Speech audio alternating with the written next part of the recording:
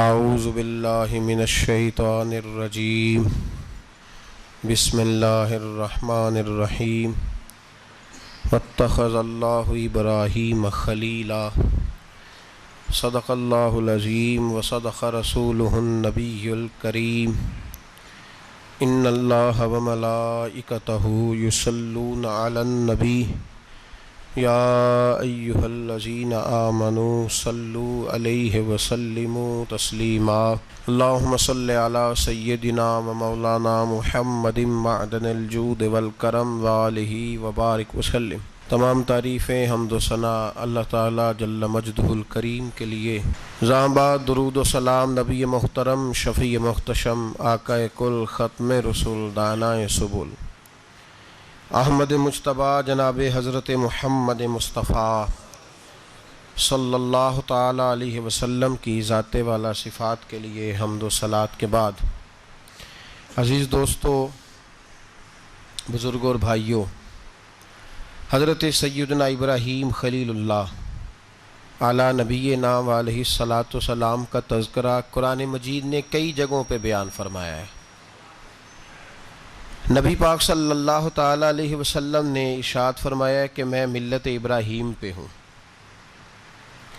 حضرت ابراہیم علیہ الصلاۃ والسلام کے سیرت کو، سوانے کو، ان کی زندگی کے واقعات کو قرآن مجید نے متعدد مقامات پہ بیان کیا ہے۔ انبیاء کرام علیہم السلام 1,24,000 کم و بیش ہوئے، لیکن دین اسلام میں نبی پاک علیہ السلام کی امت میں جو مقام حضرت ابراہیم کا ہے وہ بس انہی کا ہے۔ ان کی زندگی ایک بڑی خوبصورت، بڑی منفرد اور مسلمانوں کے لیے بڑی اسوہ نور دینے والی زندگی ہے۔ نبی پاک صلی اللہ علیہ وسلم نے فرمایا، میں اپنے باپ حضرت ابراہیم کی دعا بن کے دنیا میں آیا ہوں۔ اور پھر محبوب پاک سید عالم صلی اللہ تعالیٰ علیہ وسلم نے اپنی امت میں بھی جناب ابراہیم کے طریقے کو جاری رکھا۔ صحابہ نے قربانی کے بارے میں حضور سے پوچھا، ما ہذہ الاضحیہ، یا رسول اللہ صلی اللہ علیہ وسلم یہ قربانی کیا ہے؟ تو فرمایا، سنت ابیکم ابراہیم، یہ تمہارے باپ حضرت ابراہیم کا طریقہ ہے، یہ تمہارے باپ حضرت، حالانکہ قربانی نبی پاک صلی اللہ علیہ وسلم کا بھی طریقہ ہے، لیکن فرمایا تمہارے باپ حضرت ابراہیم کے ذکر کو باقی رکھا۔ اللہم صلی علی محمد وعلی آل محمد کما صلیت علی ابراہیم وعلی آل ابراہیم، ان کے تذکرے کو باقی رکھا دین کے اندر۔ حضرت ابراہیم بڑی امتیازی شان والے نبی ہیں، بڑی امتیازی شان والے۔ رب کریم کا وہ دوست جس نے کوئی چیز بچا کے نہیں رکھی، ہر شے ہی اپنے رب کی بارگاہ میں پیش کر دی۔ چند چیزوں سے انسان کو بڑا پیار ہوتا ہے، گھر اسے بڑا پیارا ہوتا ہے۔ وہ بڑا خوبصورت ہوٹل، 5 اسٹار ہوٹل میں رہا، وہ اسلام آباد گیا، کسی سفر پہ گیا تو بڑے اعلیٰ قسم کے اس کو کھانے ملے، بڑی چیزیں ملیں، لیکن کبھی دائیں کروٹ کبھی بائیں کروٹ۔ تو ساتھ بیڈ پہ دوست تھا تو اس نے کہا، صاحب سو جاؤ، تو اس نے کہا، یار جو مزہ اپنے گھر میں سونے کا ہے وہ کسی اور جگہ تھوڑی ہے۔ گھر بڑا پیارا ہوتا ہے، انسان کو لگاؤ ہوتا ہے، جس بے تکلفی سے، سکون سے، آرام سے انسان اپنے گھر میں وقت بتاتا ہے، کہیں اور مشکل ہو جاتا ہے۔ دوسرا، انسان کو اولاد بڑی پیاری ہوتی ہے، بڑی عجیب شے، نہ ہو تب بھی بڑا دکھ ہے، اور ہونے کے بعد بھی اس کی بڑی آزمائشیں، یہ بڑی ایک میٹھی چیز ہے۔ اولاد ایک بڑا عجیب سا میوہ ہے، پتہ نہیں یہ کس انجیکشن کا نام ہے کہ چھاتی پر چڑھ جائے تو اللہ سکون عطا فرما دیتا ہے، پتہ نہیں کس ٹھنڈی دولت کا نام رب کریم نے اولاد رکھا ہے، بڑی پیاری ہوتی ہے اولاد۔ پھر تیسری چیز انسان کی اپنی جان ہے،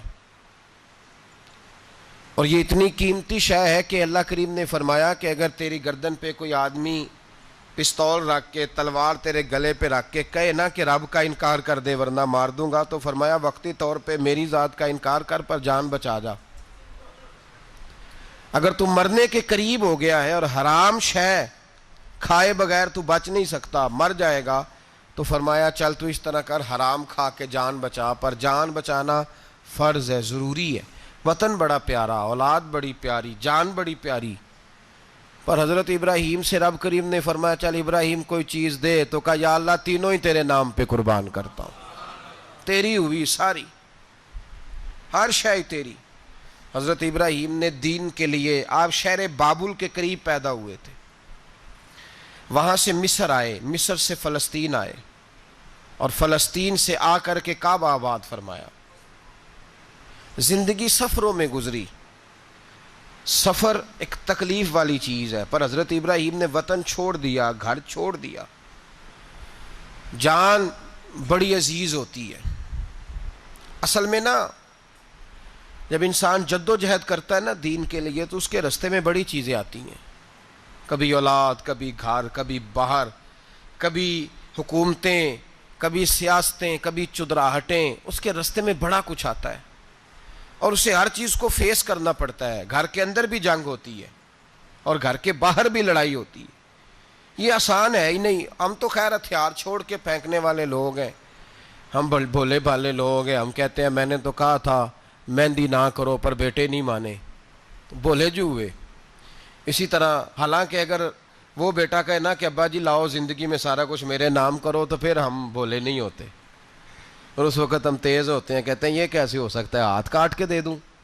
اس وقت نہیں، دین کے معاملے میں بھولے ہوتے ہیں۔ بیٹا بد مذہب کے پاس جا رہا ہے تو اس وقت ہم بھولے بھالے ہیں، کوئی عرض نہیں، لیکن اگر وہ اپنی پسند کی شادی کرے ہمیں کراس کر کے، پھر ساتھ ہی ہم تیز ہو جاتے ہیں۔ تو حضرت ابراہیم نے جب دین کے لیے نکلے تو جد و جہد کی، گھر کے اندر بھی گھر کے باہر بھی۔ آپ کے والد کا نام طارق ہے، وہ توحید پرست تھے، ایماندار تھے، پرہیزگار تھے۔ آپ کے چچا کا نام آزر ہے، وہ بت پرست تھے، بت بیچا کرتے تھے۔ حضرت سیدنا ابراہیم علیہ السلام جب میدان عمل میں نکلے تو حضرت ابراہیم علیہ السلام نے اپنے گھر سے جہاد شروع کیا، لڑنا پڑا، گھر کے اصولوں سے، چچا نے جو رواج بنائے ہوئے تھے اس رواج سے ٹکرائے۔ فرمایا میں اپنے گھر کے اندر یہ بت پرستی نہیں ہونے دیں گا۔ چچا کو ایک دفعہ نہیں، بار بار 100 دفعہ سمجھایا۔ آپ کا چچا بت بنا کے بیچا کرتا تھا۔ حضرت ابراہیم علیہ السلام تھوڑے بڑے ہوئے تو کہنے لگا کہ چلو میرے ساتھ، تم بھی بت بیچنے ہیں، ہمارا کاروبار ہے۔ حضرت ابراہیم ساتھ نکلے تو بت پکڑا ہے، گندے پانی کے اندر اس بت کو ڈبوتے ہیں، کہتے ہیں کسی نے خریدنا ہے تو خرید لو، نہ یہ نفع دے سکتا ہے نہ نقصان دے سکتا ہے، جو اپنا آپ نہیں بچا سکتا تمہیں کیا بچائے گا، خریدنا ہے تو خرید لو۔ چچا کہنے لگا تو کاروبار چمکا رہا ہے کہ تباہ کر رہا ہے۔ گھر میں بڑے معاملات خراب ہوئے، جھگڑے ہوئے، لیکن حضرت ابراہیم علیہ السلام ایک منٹ کے لیے بھی اپنے گھر کے اندر بھی کمپرومائز کرنے کو تیار۔ یہ تھوڑا مشکل میں نے پہلو چھیڑ دیا ہے، یہ تھوڑا مشکل پہلو چھیڑ دیا ہے۔ بڑا سمجھدار آدمی ہے پر بیوی سے پردہ نہیں کرا سکتا، سیانا ہے، پنچایت کا بندہ ہے، جو اس سے آپ کہیں گے وہ بات یہ سنائے گا، لیکن کہتا ہے نہیں جی میں نے کوشش کر لی ہے۔ کس قسم کی کوشش ہے صاحب، یہ کیسے ہو گیا؟ حضرت ابراہیم علیہ السلام نے گھر کے اندر سے فرمایا نہیں کرنے دوں گا، گھر کے اندر بھی ٹکرائے، فرمایا تم جو بھی ہو پاش پاش کیا چچا کے اصولوں کو، اور باہر جب نکلے تو صرف علاقے کے چیئرمین سے نہیں ٹکرائے، ایم پی ایم این اے وزیر مشیر سے نہیں ٹکرائے، سپر پاور نمرود دنیا کا واحد حکمران تھا اس وقت، دوسرا کوئی حکمران ہی نہیں تھا، اکیلے حکمران سے جا کر ٹکرائے، کوئی ساتھ فوج نہیں تھی، کوئی ساتھ ان کے طاقت بظاہر دنیا داری کی کوئی نہیں تھی، پر حضرت ابراہیم جا کے ٹکرائے، اور میرے رسول پاک صلی اللہ علیہ وسلم نے سند بیان کی، فرمایا افضل الجہاد کلمۃ الحق عند سلطان الجابر، فرمایا سب سے افضل جہاد یہ ہے کہ تو ظالم بادشاہ کے سامنے کھڑے ہو کے حق بات بیان کر دے، یہ سب سے بڑا جہاد ہے، یہ سب سے افضل الجہاد کلمۃ الحق عند سلطان الجابر، سب سے بڑا جہاد۔ حضرت ابراہیم کھڑے ہو گئے، سپر پاور سے ٹکرائے۔ یہاں ہم لوگ حکمتوں کا شکار ہیں، دیکھیں گے، کریں گے، سوچیں گے، اور مولوی صاحب کو ویسے کہتے ہیں آپ پرہیز کریں سیاسی باتوں سے. بھئی اللہ کے ہر نبی نے جا کے وقت کے ظالم حکمران کو لتاڑا ہے, للکارا ہے. یہ تو مشن انبیاء ہے. حضرت سیدنا ابراہیم علیہ السلام نے جو اس کو جا کے کہا کہ تو جھوٹ بولتا ہے, تو جھوٹا ہے, تو خدائی کا دعویٰ کرتا ہے, تو بہت بڑا ظالم ہے. اور قرآن مجید نے اس ساری بات کو بیان فرمایا ہے. حضرت ابراہیم علیہ السلام سے کہنے لگا میں رب ہوں. تو آپ نے فرمایا میرا رب تو وہ ہے جو زندہ کرتا اور مارتا ہے. تو پھر آپ حق بات بیان کریں گے تو اللہ مارے گا کہ بندہ مارے گا؟ کچھ بھی نہیں ہوتا, کیونکہ زندگی موت کس کے ہاتھ میں ہے؟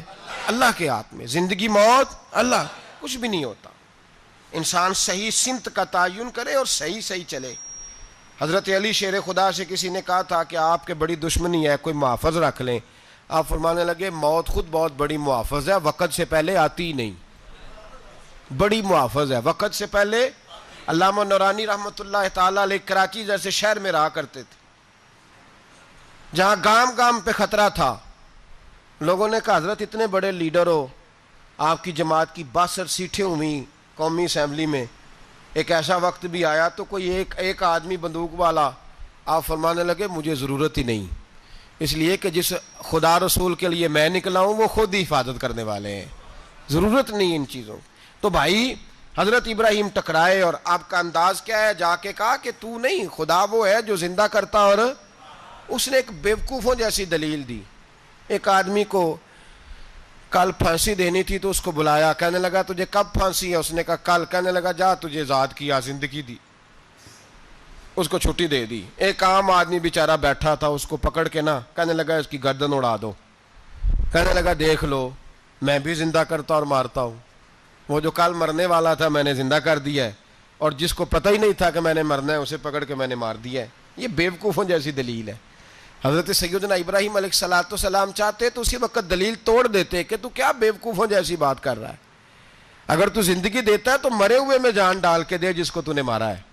لیکن حضرت ابراہیم نے دیکھا کہ بیوقوف ہے, بیوقوفوں سے بحث نہیں ہوتی, دلیل بدل لی جاتی ہے, ان کی عقل کے مطابق بات کی جاتی ہے. حضرت ابراہیم فرمانے لگے میرا رب وہ ہے جو سورج مشرق سے نکالتا ہے اور مغرب میں غروب کرتا ہے. تو اگر رب ہے تو تو مغرب سے نکال کے مشرق میں غروب کر. فبہت الذی کفر, کافر لاجواب ہو گیا, اس کے پاس اس چیز کا کوئی جواب نہیں تھا. علامہ اسماعیل حقی نے ایک خوبصورت فقرہ لکھا ہے, خوبصورت, جان ڈال دی ایک جملہ کہہ کے. حضرت سیدنا علامہ اسماعیل حقی رحمۃ اللہ علیہ فرمانے لگے چونکہ نمرود بیوقوفوں جیسی باتیں کر رہا تھا, اگر وہ یہ کہہ دیتا نا کہ میں سورج کو نکالتا ہوں مشرق سے, میں غروب کرتا ہوں معاذ اللہ مغرب میں, میں نکالتا ہوں, تو آپ اپنے رب سے کہیے کہ وہ مغرب سے نکال کے مشرق میں غروب کرے. علامہ اسماعیل حقی فرماتے ہیں رب کریم کی آواز قدرت تھی, مالک حضرت ابراہیم علیہ السلام کے اس, اگر وہ کہہ دیتا اور حضرت ابراہیم دعا کر دیتے تو رب کریم نے فرشتوں کو تیار بٹھایا ہوا تھا. فرمایا اگر یہ کہہ دے میرے خلیل سے کہ سورج مغرب سے نکال کے مشرق میں غروب کرنا ہے تو تیار رہنا, جس طرح خلیل کہیں گے ویسے ہی کر دیں گے. واتخذ اللہ ابراہیم خلیلا, ابراہیم ہمارا دوست جو ہوا, جیسے کہے گا ویسے کر دیں گے. حضرت سیدنا ابراہیم علیہ السلام کی باتوں کا جب جواب نہ دے سکا, دلیل نہیں بندہ دیتا, پھر لڑائی کرتا ہے, پھر جھوٹے موٹے اعتراض کرتا ہے. دلیل ختم ہوتی ہے تو لوگ ذاتیات پہ اترتے ہیں, کہتے ہیں یہ کھانستا صحیح نہیں, دیکھتا صحیح نہیں. دلیل ختم, اب ذاتیات پہ اترے, کہنے لگے مجھے پتہ چلا ہے کہ یہ فلانی جگہ گیا تھا تو وہاں جا کے اس نے اس طرح کیا ہے.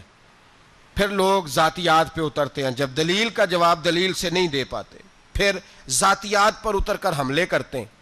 حضرت ابراہیم کے دلائل کا جواب نمرود نہ دے سکا تو کہنے لگا کہ اس کو آگ میں ڈال دو.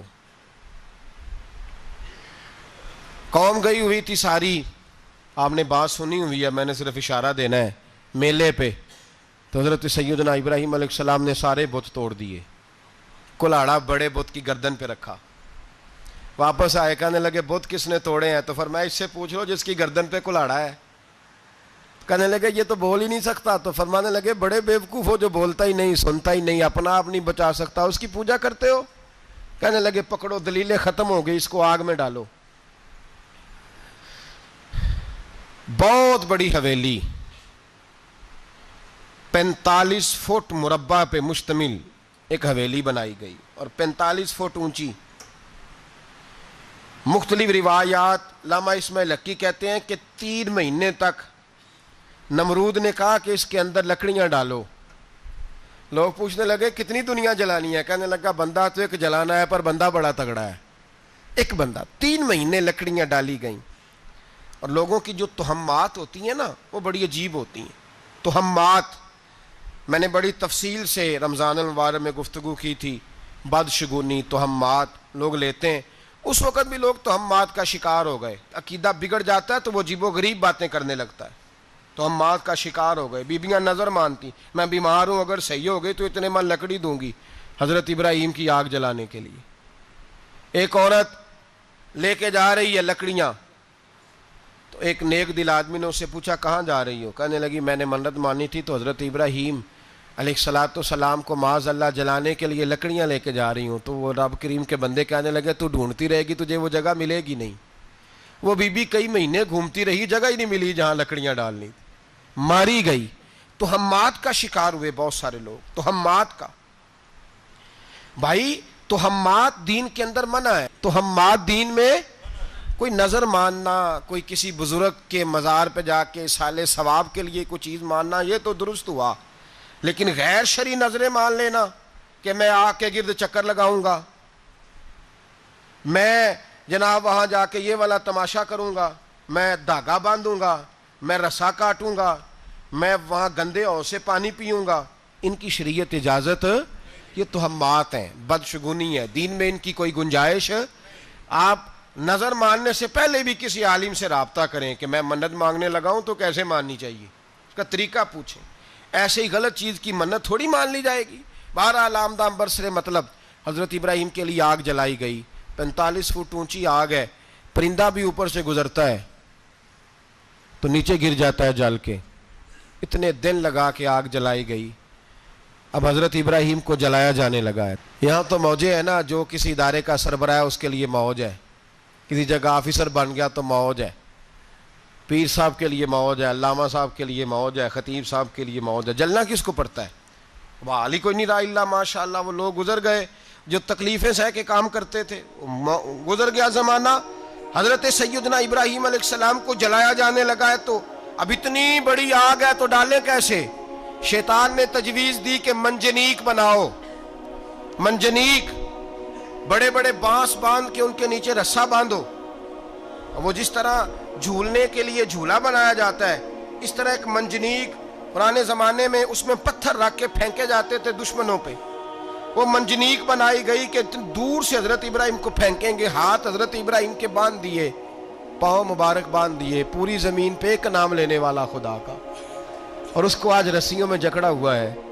جب پھینکا جانے لگا نا آگ میں حوریں رونے لگی فرشتے تڑپنے لگے. اے اللہ یہ کیا ہونے لگا ہے؟ ایک تیرا خلیل اور وہ بھی آگ میں.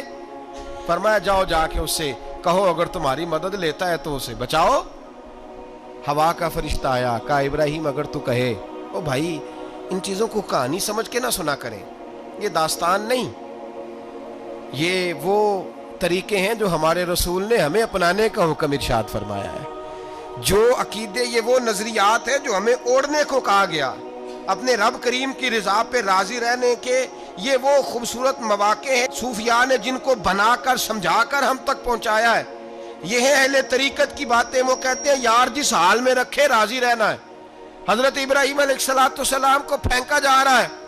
فرشتہ آیا اے اللہ کے خلیل اگر حکم دو تو اتنی ہوا چلاؤں کہ نمرودی جل جائیں سارے آگ ان پہ پھینک دی جائے. آپ نے فرمایا تو جا تجھ سے مجھے کوئی کام نہیں. تھوڑی دیر کے بعد پانی کا فرشتہ آیا کہا حضور اتنی بارش برساؤں گا کہ آگ بجھ جائے گی. فرمایا تو جا تجھ سے کوئی کام نہیں. اب جب منجنیق میں رکھ دیے گئے آگ میں جانے کا لمحہ ہے تیاری ہے. حضرت جبریل امین حاضر خدمت ہوئے. کہا ابراہیم کوئی حاجت؟ فرمایا تجھ سے کوئی نہیں. کہا چلو مجھ سے نہیں تو رب کریم سے ہی بات کر لو. مجھے پتا ہے میں چھوٹا ہوں آپ مجھ سے مدد کیوں لوگے. رب کریم سے ہی بات کر لیں. تو حضرت ابراہیم کہنے لگے جبریل یہ بتا رب کو نہیں پتا اس کا خلیل کس حال میں ہے. اسے نہیں پتا میں کس حال میں ہوں. میرے ہاتھ بندھے ہیں پیر بندھے ہیں آگ میں، اسے نہیں پتا؟ بتایا تو اسے جاتا ہے جسے خبر نہ ہو، تو اگر اسے پتا ہے تو اگر وہ جلانے پہ راضی ہے تو میں بھی جلنے کو تیار ہوں، میں تیار ہوں، اسے کہو ٹھیک ہے۔ حضرت سیدنا ابراہیم علیہ السلام کو منجنیق میں ڈال کے جو پھینکا آگ میں، یا نار کونی بردم و سلاما علی ابراہیم، اللہ نے فرمایا اے آگ میرے ابراہیم پہ ٹھنڈی بھی ہو جا اور سلامتی والی بھی ہو جا۔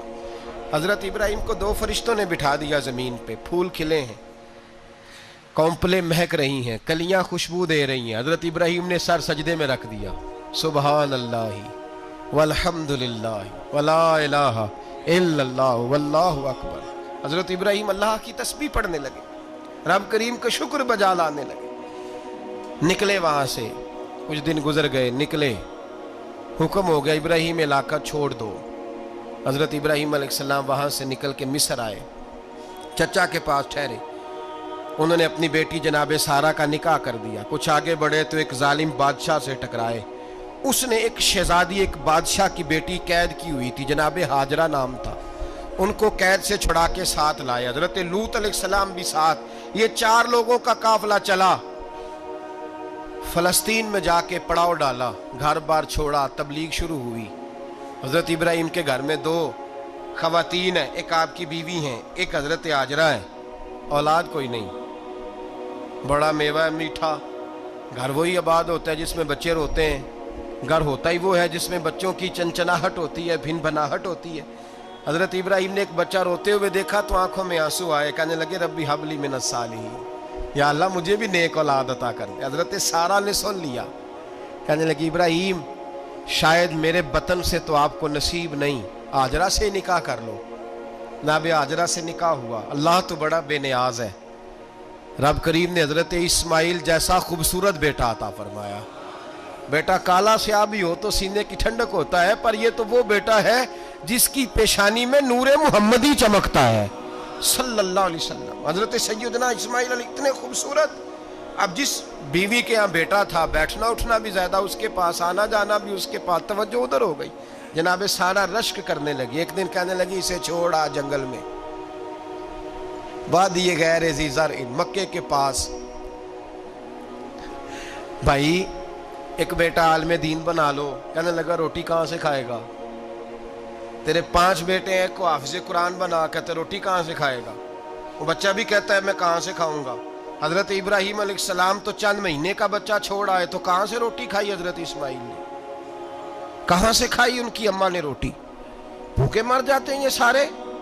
میں بڑی ذمہ داری سے کہا کرتا ہوں کہ جتنی خوبصورت روٹی اللہ کریم دین کے خادموں کو عطا کرتا ہے شاید کسی اور کے نصیب ہوتی ہو، لیکن ہم لوگ توجہ ہی نہیں کر رہے، ہمارا ذوق ہی نہیں بن رہا، ہم یہ محنت ہی نہیں کر رہے کہ قوم کو مستند علماء کی ضرورت ہے، علاقوں کے علاقے خالی ہیں، ادھر ہمارا مزاج ہی نہیں بن رہا، توجہ ہی نہیں دین کی خاطر۔ اور پھر چلے بچے تو بعد کی بات ہے نا، جو ابھی خود جوان ہے وہ بھی یہ دعا، ایک صاحب مجھے کہنے لگے میں دعا مانگ رہا ہوں اللہ مجھے بیٹا دے تو میں اسے دین پہ لگاؤں گا، تو میں نے کہا آپ بھی بوڑھے نہیں ہوئے، آپ خود ہی لگ جائیں، بیٹا تو ابھی آئے گا تو لگے گا نا، تو آپ تو اس وقت ہے تو آپ تو پہلے لگے نا صاحب، 2 گھنٹے تو نکال کے آئے، دین سیکھنے کو کافی ہے۔ آپ اتنی لمبی سوچ رہے ہیں کہ بچہ آئے گا تو بڑا ہوگا تو وہ جائے گا تو دیکھی جائے گی، ابھی تو آپ ہیں تو آپ تو آؤ۔ حضرت ابراہیم نے بچہ وہاں چھوڑا۔ یہاں سے جو عمرہ کرنے لوگ جاتے ہیں نا، جو حج کرنے جاتے ہیں، ان کو پتہ ہے کہ وہاں دنیا کی ہر نعمت ملتی ہے، پھر بھی ڈبل ٹرپل پیسے لوگ جیبوں میں ڈال کے جاتے ہیں۔ حضرت ابراہیم جب وہاں لے کے گئے تو کوئی انسان نہیں تھا، پانی کا قطرہ نہیں تھا، 2 کلو کھجوریں، ایک مشکیزہ، بیوی کو تھمایا۔ ہمارے گھر میں ہزاروں چیزیں پڑی ہیں، لیکن وہ جو توکل ہے نا وہ ختم ہو گیا ہے۔ اللہ دے گا، حلال حلال پہ قناعت کرے، جائز جائز پہ بھروسہ کرے، رب کریم عطا کرنے والا ہے، وہ مزاج ختم ہو گیا۔ حضرت سیدنا ابراہیم علیہ السلام 2 کلو کھجوریں، 1 مشکیزہ پانی کا دے کر کے، اور وہاں بٹھایا آپ نے اپنے بچے کو اور اپنی زوجہ جناب ہاجرہ کو، اور بٹھا کر کے یہ واپس پلٹنے لگے تو حضرت ہاجرہ سلام اللہ علیہ نے آواز دی، کہا ابراہیم کس کے سہارے پہ چھوڑ کے جا رہے ہیں؟ جہاں آب زمزم کا کنواں ہے نا، جو لوگ گئے ہیں انہوں نے صفا مروہ کی صحیح کی ہے. صفا مروہ سے باہر نکلے نا، سرکار کی ولادت کا مقام ہے، اس جگہ پہ آب زمزم کا کنواں تھا، وہاں حضرت سیدنا ہاجرہ کو بٹھایا. کوئی چیز نہیں، کوئی درخت نہیں، کوئی کھیت نہیں، کوئی پانی نہیں، کوئی کنواں نہیں، وہاں بٹھایا اور بٹھا کر کے نکلنے لگے تو جناب ہاجرہ فرمانے لگی ابراہیم کس کے سہارے پہ چھوڑ کے جا رہے ہو؟ کہنے لگے اللہ کے سہارے پہ. تو پاک باز بی بی نے ایک لفظ پوچھا، کہا ابراہیم یہ میرے رب کا حکم ہے، یہ میرے بس جن کا عقیدہ توحید مضبوط ہو ان کے لیے ایک جملہ کافی ہوتا ہے، یہ میرے اللہ کا حکم ہے. تو جناب ابراہیم علیہ السلام فرمانے لگے ہاجرہ ہاں رب کا حکم ہے. جب یہ لفظ کہے تو چاہیے تھا نا حضرت ابراہیم تسلی دیتے، تو بی بی صاحبہ تسلی دینے لگی، عرض کرنے لگی ابراہیم اگر اللہ کا حکم ہے تو پھر آپ ہماری فکر نہ کرنا، اگر یہ رب کا حکم ہے تو پھر ہماری فکر نہ کرنا، جس رب نے ہمیں یہاں تک پہنچایا ہے وہ ہمیں کبھی بھی ضائع نہیں فرمائے گا، پھر فکر نہ کرنا. حضرت ابراہیم آ گئے. بات آپ نے سنی ہوئی ہے، اشارہ کرنا مقصود ہے.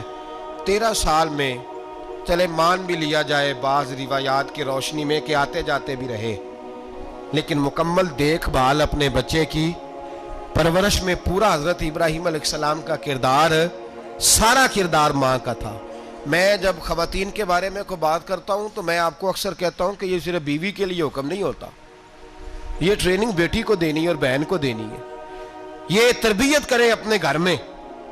میں تجربے کی روشنی میں یہ بات عرض کیا کرتا ہوں کہ بھائی بچے باپ کے فرما بردار اس وقت ہوتے ہیں جب اماں انہیں باپ کا فرما بردار کرتی ہے، اور بچے باپ کے نافرمان بھی تب ہوتے ہیں جب اماں انہیں باپ کا. میں نے اپنے کانوں سے سنا ایک دفعہ ایک بچہ اپنے باپ سے کہہ رہا ہے آپ نے تو ساری زندگی باہر گزار دی، پیسے کمانا کون سا مشکل کام ہے، دکھ سکھ تو سارے اماں نے برداشت کیے، سکولوں میں وہ جاتی تھی، فلانا کام وہ کرتی تھی، فلانا کام. اب یہ سوچ اس کی ذاتی تو نہیں، یہ اس کو دی گئی ہے. اور اگر اس کو یہ سوچ دے دی جائے کہ اماں کہے کہ میں تو اپنوں میں رہی ساری زندگی، میں نے تو اپنوں میں وقت گزارا، اور تیرا باپ تو کئی دفعہ جنازے بھی نہیں پڑھ سکا، اس نے تو ماں باپ ایسے دفن کر دیے، وہ اگر یہ سوچ فراہم کرے تو پھر بچہ باپ کا فرما بردار ہوتا ہے. اور یہ والی روایتیں ہم بیوی کو سناتے ہیں، حالانکہ کس کو سنانی چاہیے؟ بولیے. بہن اور بیٹی کو، بہن اور بیٹی کو سنائیں یہ باتیں، ان کو سمجھائیں تاکہ آگے جا کے وہ جو گھر ترتیب دیں وہ گھر بڑا عمدہ اور نکھرا ہوا ہو. حضرت سیدنا ابراہیم 13 سال کے بعد آئے، چونکہ گھر میں اللہ تبارک و تعالیٰ کی دوستی کا چرچا تھا، اللہ تبارک و تعالیٰ کی محبوبیت کا غلبہ تھا. 13 سال کے بعد فلما بالغ معہ سعیا، بیٹا جب اتنا بڑا ہوا کہ ساتھ چلنے لگا تو حضرت ابراہیم نے اپنے بیٹے کو بلا کے کہا بیٹا مجھے خواب آئی ہے، میں تجھے ذبح کر رہا ہوں، تیری کیا رضا ہے؟ تو حضرت اسماعیل کہنے لگے یا ابت افعل ما تؤمر، ابا جی اللہ جیسے حکم دیتا ہے میرے ساتھ ویسے ہی کریں، جیسے اللہ حکم دیتا ہے ویسے ہی، بولیے، ویسے ہی کریں. حضرت ہاجرہ کو کہا کہ ایک دوست نے دعوت کی ہے تو وہاں جا رہے ہیں. بی بی مطمئن ہے، تفصیلات کی ضرورت نہیں، ختم بات، اعتبار ہے، مطمئن ہو گئی. شیطان پیچھے سے آیا اماں کے پاس. ذرا تھوڑی دیر کے لیے تصور جمائیے، یہاں تو پڑوسن آ کے کوئی بات بتا دیتی ہے خاوند کے بارے میں تو کئی مہینے جھگڑا جاری رہتا ہے، پڑوسن محلے دار. شیطان نے آ کے بتایا لفظ کیا ہے؟ کہا حضرہ تمہیں پتہ ہے کہاں جا رہے ہیں؟ کہا دوست کی دعوت میں. تو کہنے لگے دوست کون ہے؟ رب کریم. اور ابراہیم کا خیال ہے کہ اس رب نے مجھے حکم دیا ہے کہ میں ذبح کروں. تو حضرت ہاجرہ کہنے لگی کبھی باپ بھی بیٹے ذبح کرتے ہیں؟ شیطان کہنے لگا ان کا خیال ہے کہ ان کے رب نے حکم دیا ہے. تو جناب ہاجرہ فرمانے لگی اگر رب نے حکم دیا تو پھر تو مجھے شیطان لگتا ہے، تو مجھے شیطان لگتا ہے. کہا کیا مطلب؟ فرمانے لگی اگر رب کریم کا حکم ہے تو میرے پاس ایک اسماعیل ہے، اگر 1000 بھی ہوتے میں سارے اللہ کے راستے میں پیش کر دے دیتی. مالک کا ہی تو ہے سارا کچھ، اسی کا ہے، اس میں لیت اللہ کی کیا گنجائش. حضرت سیدنا ابراہیم علیہ السلام نے بیٹے کے حلق پہ چھری رکھ بھی دی اور چھری چلا بھی دی، رکھ بھی دی، اور وہ تو اللہ کریم نے فرمایا یا ابراہیم قد صدقت الرؤیا، ابراہیم تو نے خواب سچا کر دکھایا، وہ قیامت تک تیرا نام رہے گا. حضرت ابراہیم نے وطن بھی دیا، جان بھی دی، بیٹا بھی. اللہ کریم نے دمبے دیے، فرمایا یہ فدیہ ہے. اب یہ قربانی قیامت تک حضرت ابراہیم کے طریقے کے مطابق جاری ہے. حضرت ابراہیم بہت بڑے مہمان نواز تھے, بہت بڑے.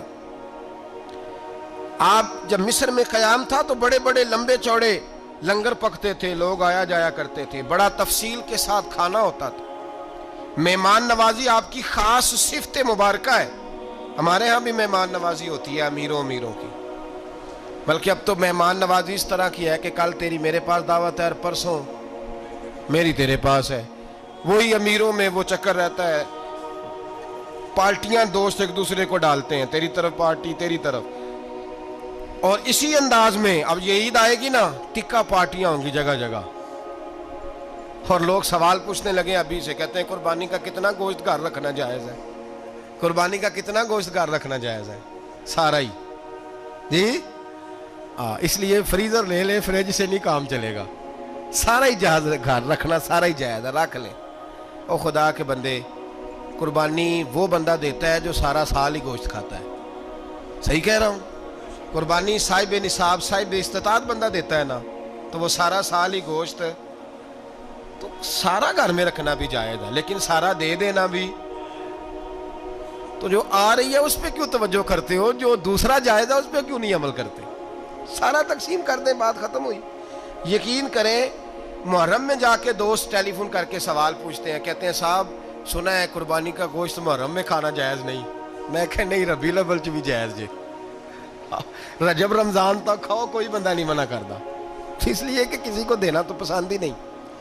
یا پھر اس میں سے جو خاص چیزیں ہیں وہ اپنی فریج میں, اور باقی جو ہے وہ دوسروں کے لیے. یہ کیا طریقہ ہے ہمارا؟ اور اسی پہ عمل ہے. اللہ تبارک و تعالی ہمیں سمجھنے کی توفیق عطا فرمائے. حضرت ابراہیم بہت بڑے مہمان نواز تھے. صرف قربانی نہیں دیتے تھے, سارا سال بہت سارا لنگر, بہت سارا کھانا پینا, بہت ساری چیزیں جاری رہتی تھیں. اور جتنے غریب لوگ تھے فلسطین کے, ان کو پتا تھا کہ حضرت ابراہیم علیہ السلام کا لنگر جاری ہے. فلسطین میں جب آپ کا قیام تھا, ایک دفعہ ڈھیروں مہمان آ گئے اور کھانے کو کوئی چیز نہیں. حضرت سارہ اور جناب ہاجرہ دونوں اس وقت موجود تھیں. وہ کہنے لگی ابراہیم بہت سارے مہمان آ گئے تو کیا کریں؟ جناب سارہ کہنے لگی کس طرح کر کے ان کی مہمان نوازی کرنی. اور حالات یہ ہیں کہ قحط پڑا ہوا ہے فلسطین میں, مصر میں, دور دراز علاقوں میں. تو حضرت ابراہیم کہنے لگے یہ اللہ کے مہمان ہیں اور ہمیں رب کریم کا بندہ سمجھ کے آ گئے ہیں, اللہ ہی بندوبست کرے گا. فرمانے لگے میرا مصر میں ایک دوست ہے, وہ قحط کے دنوں میں غلہ جمع کر لیتا ہے, میں اس کی طرف پیغام بھیجتا ہوں, مجھے امید ہے وہاں سے غلہ ملے گا. 2-3-5 اونٹ والے غلام بلائے اور ان کو کہا کہ جاؤ غلہ لے آؤ مصر کے دوست سے. وہ لوگ کہتے ہیں ہم غلہ لینے گئے, وہاں جب پہنچے تو حضرت ابراہیم خلیل اللہ علیہ السلام کا پیغام دیا, تو آپ کا وہ دوست کہنے لگا غلہ تو بے شمار تھا, مجھے خبر نہیں تھی کہ حضرت ابراہیم کا پیغام آئے گا, تو میں تو سارا تقسیم کر چکا ہوں. لوگ لے گئے, اب تو کوئی شے نہیں.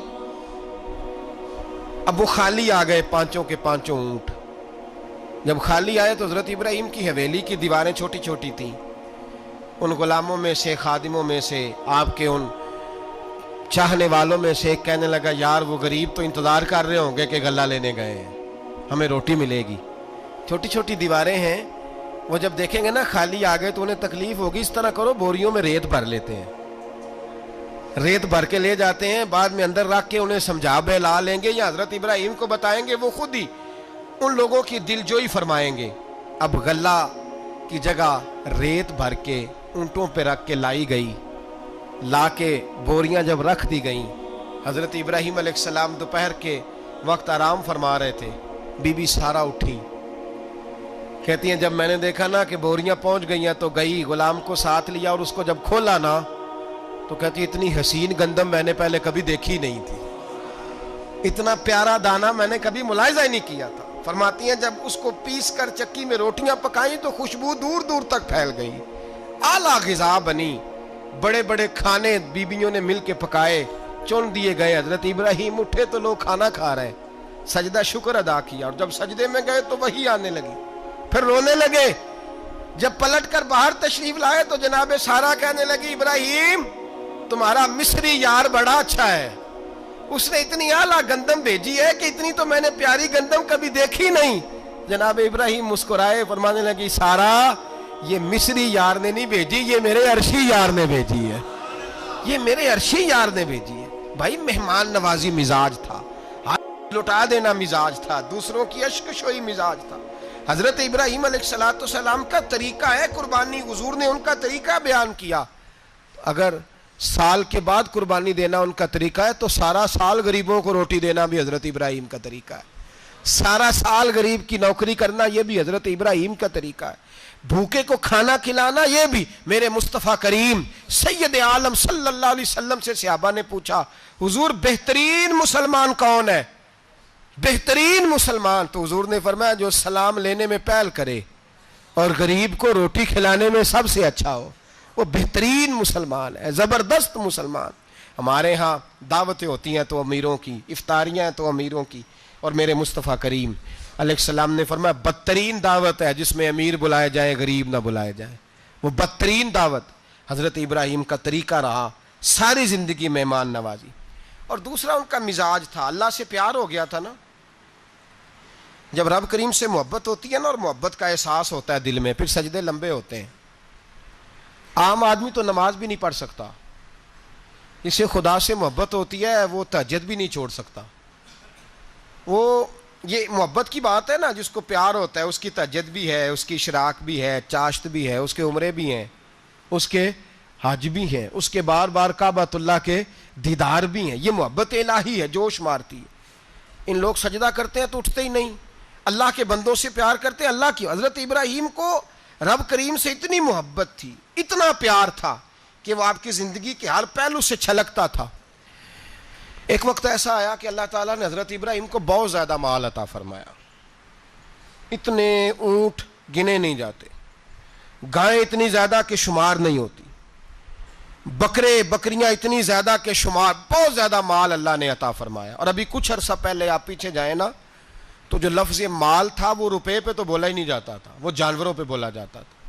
بہت زیادہ مال اللہ نے دیا، بکریاں، گائیں، اونٹ، بیل، بڑا کچھ۔ تو رب کریم نے فرشتوں سے فرمایا کہ وَاتَّخَذَ اللَّهُ ابراہیم خلیلا، ابراہیم میرا دوست ہے۔ تو فرشتے کہنے لگے یا اللہ جسے اتنا کچھ دیا جائے اس نے دوست تو بننا ہی ہوتا ہے، تو نوازا ہی بڑا ہے، اتنا مال، اتنے کھیت کھلیان، اتنا کچھ۔ اللہ کریم نے فرمایا جاؤ آزمائش کر لو، امتحان لے لو۔ فرشتہ امتحان لینے پہنچ گیا۔ حضرت ابراہیم کے جانور چر رہے ہیں چراگاہ میں، حضرت ابراہیم بھی ہیں، غلام بھی ہیں، بہت بڑا ریوڑ ہے، آپ تشریف فرمائیں۔ ایک فرشتہ آیا تو کھیت میں چھپ کے بیٹھ گیا اور بلند آواز سے کہنے لگا سبحان اللہ والحمد للہ ولا الہ الا اللہ واللہ۔ یہ تسبیح بڑی پسند ہے، محبوب نے ان کی فضیلت بیان کی۔ اب وہ حضرت سیدنا ابراہیم علیہ السلام کھڑے تھے تو وہ کھیت میں بیٹھ کے تسبیح پڑھنے لگا سبحان اللہ والحمد للہ ولا الہ الا اللہ۔ حضرت ابراہیم کہنے لگے یہ میرے رب کا نام کون لے رہا ہے؟ بڑی اس کی میٹھی آواز ہے، بڑی، کون ہے؟ ڈھونڈنے لگے، گھومتے گھومتے اس کے پاس چلے گئے، فرشتہ انسانی شکل میں۔ تو میرے رب کا ذکر کر رہا تھا؟ اس نے کہا میں ہی کر رہا تھا۔ فرمانے لگے یار ایک دفعہ پھر نہیں کرتا؟ تو کہنے لگا ابراہیم پہلے تو میں اپنی مرضی سے کر رہا تھا، تو کہتا ہے تو پیسے لگیں گے، پیسے ہیں تو کر دیتا ہوں۔ حضرت ابراہیم کہنے لگے بول تو کیا لے گا، میرے اللہ کا ذکر سنانے کا کیا لے گا؟ کہنے لگا جتنی بکریاں آپ چرا رہے ہیں ساری دے دے تو میں اللہ کا ذکر سنا دیتا ہوں۔ آپ نے فرمایا بس جا تیری ساری ہوئی، میرے رب کا ذکر سنا۔ اور پھر شروع ہو گیا سبحان اللہ الحمد للہ ولا الہ الا اللہ واللہ اکبر۔ حضرت ابراہیم علیہ السلام کیف میں، یار پھر ذرا سنا، نہ علمہ وچ پھسا سانو، تو یار دی گل سنا سانو، ذرا دوبارہ سنا۔ پھر سنایا، ایک دفعہ پھر کہا، فرشتہ کہنے لگا بس جی آپ کے پیسے پورے ہو گئے۔ حضرت ابراہیم کہنے لگے چل ایک دفعہ اور سنا۔ کہنے لگا پیسے لگیں گے، تو کیا لے گا؟ کہنے لگا گائیں بھینسیں ساری میری۔ فرمایا بس یار اتنی قیمت، تو سنا صحیح، سارا کچھ ہی تیرا۔ پھر شروع ہو گیا سبحان اللہ والحمد للہ ولا الہ الا اللہ واللہ اکبر۔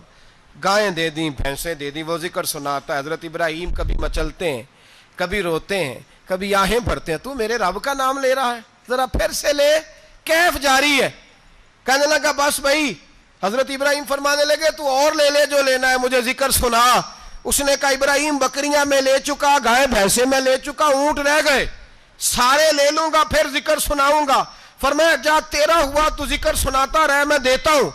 دے دیا, کچھ دیر ذکر کیا تو اب خاموش ہو گیا. حضرت ابراہیم خلیل اللہ علیہ السلام فرمانے لگے ذکر سنا. کہنے لگا ابراہیم اب تیرے پاس دینے کو کیا ہے, ہر چیز تو میں لے چکا. آپ فرمانے لگے یہ گائے بھینسیں بکریاں چرانے کے لیے تجھے کوئی نوکر ملازم بھی تو چاہیے نا, تو اس طرح کر مجھے رکھ لے, میں روٹی نہیں مانگوں گا, کھانا نہیں مانگوں گا, تو اللہ کا ذکر سناتا رہنا, میں تیرے جانوروں کی نوکری کرتا رہوں گا. حضرت ابراہیم علیہ السلام نے جب یہ کہا نا, فرشتے کی آنکھوں میں آنسو آ گئے. تر دامنی پہ شیخ ہماری نہ جائیے, ہم دامن نچوڑ دیں تو فرشتے وضو کریں. فرشتہ رو پڑا اور کہنے لگا ابراہیم مجھے سینے سے لگاؤ, آپ واقعی اس قابل ہے کہ اللہ آپ کو اپنا دوست بنائے, واقعی اس قابل ہے کہ رب آپ کو اپنا. حضرت ابراہیم علیہ السلام کا خدا سے محبت کرنے کا نرالا انداز. اور میرے بھائی یہی محبت انہیں میرے مصطفیٰ سے بھی تھی. ایک نبی گھر بنا رہا ہے, دوسرا بنوا رہا ہے. حضرت اسماعیل علیہ السلام پتھر اٹھا اٹھا کے لا رہے ہیں, جناب ابراہیم بنا رہے ہیں. جب خانہ کعبہ بن گیا تو کہنے لگے ربنا وابعث فیہم رسولا, اے اللہ اب اسے بسانے کے لیے اپنا آخری رسول بھی عطا فرما. نبی پاک فرماتے ہیں میں دعا ہوں حضرت ابراہیم کی. یہ قربانی حضرت ابراہیم کا طریقہ ہے.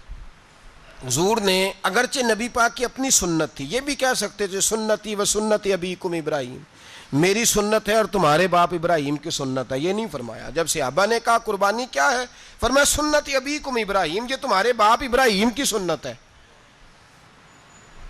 ہر صاحب نصاب پر قربانی واجب ہے. جو زکوٰۃ کا نصاب رکھتا ہو اس پر قربانی واجب ہے, یعنی ضروریات سے زیادہ اتنے پیسے, جتنے پیسوں سے زکوٰۃ فرض ہوتی ہے اتنے پیسے جس آدمی کے پاس قربانی سے پہلے پہلے آ جائیں اس آدمی پر قربانی کرنا واجب ہے. بکرا, چھترا, دمبا 1 سال کا یا دمبا 6 مہینے کا ہو پر اتنا بڑا محسوس ہوتا ہو کہ لگے کہ 1 سال کا ہے, اس کی قربانی ہو سکتی ہے. جانور میں کوئی عیب نہیں ہونا چاہیے, اتنا کمزور نہ ہو کہ ذبح جہاں اسے کرنا ہے وہاں وہ چل کے جا نہ سکے, اتنا کمزور جانور نہ ہو, اس کے اندر بظاہر کوئی اتنا بڑا نقص نہ پایا جاتا ہو, کانا نہ ہو, لنگڑا نہ ہو, کوئی اس کی ہاتھ نہ کٹے ہوئے ہوں, ایسا نقص جو واضح ہو.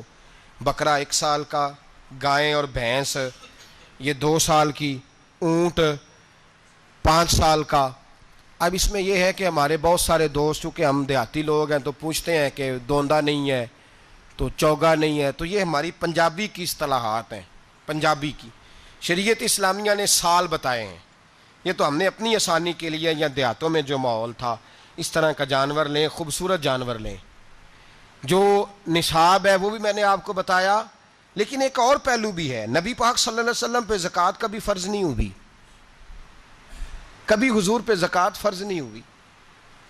نبی پاک صلی اللہ علیہ وسلم کے پاس اتنا سرمایہ کبھی اکٹھا ہوا ہی نہیں کہ زکوٰۃ فرض ہو. لیکن نبی پاک کے صحابہ فرماتے ہیں کہ مدینے کے 10 سالوں میں اللہ کے رسول نے ہر سال قربانی فرمائی ہے, ہر سال قربانی دی. اور جس سال حضور حج کرنے گئے اس سال اللہ کے نبی نے 63 اونٹ ذبح فرمائے. اور حضور صلی اللہ علیہ وسلم جب اونٹ ذبح کرنے لگتے نا تو صحابہ کہتے ہیں اونٹ خود دوڑ کے حضور کے سامنے آ کے لیٹ جاتا اور نبی پاک اسے ذبح کرتے اور فرماتے ہیں ایک دوسرے کو دھکے دیتے اونٹ کے, پہلے میں نے جانا ہے ذبح ہونے کے لیے, پہلے میں نے. انہیں پتا تھا کہ جو مصطفیٰ کے ہاتھوں ذبح ہوگا وہ تو دائمی زندگی پا جائے گا, یہاں بھی وہاں بھی زندہ. 63 اونٹ ذبح کیے. ایک اونٹ میں کتنی قربانیاں ہوتی ہیں؟ 7. اب 63 کو 7 سے ضرب دو گے تو کتنی بنے گی؟ اور پھر نبی پاک صلی اللہ علیہ وسلم نے 10 سال مدینہ منورہ میں قربانی دی, ہر سال.